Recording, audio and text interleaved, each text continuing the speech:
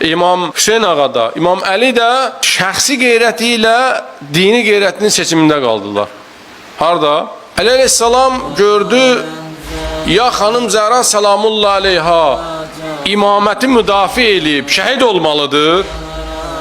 Çünki xanım Zəhra salamullah aleyha imaməti müdafiə eləməsə, bunlar hər şey aradan aparacaqdır.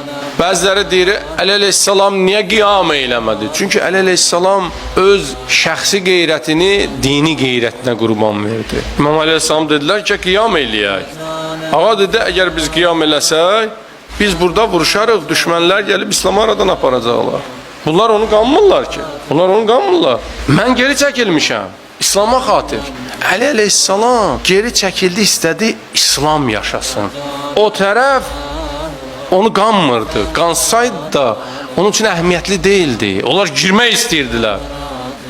Ağa bilirdi ki, əgər burada qarşı durma olsa, orada Rumlular hazırdılar. Hücum eləyəcəklər, İslamı kökündən məhv eləyəcəklər. Ona görə geri çəkildi.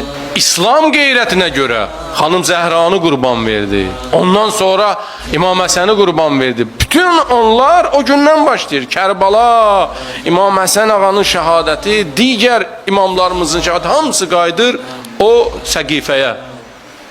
O günə ki, Əli əleyhissalamı məzlum etdilər. Əhl-i Beytin haqqını aldılar.